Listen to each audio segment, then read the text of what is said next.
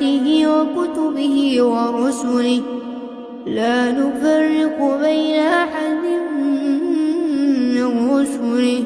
وقالوا سمعنا وأطعنا غفرانك ربنا وإليك المصير. لا يكلف الله نفسا إلا وسعها لها ما كسبت وعليها ما اكتسبت ربنا لا تؤاخذنا إن نسينا أو أخطأنا ربنا ولا تحمل علينا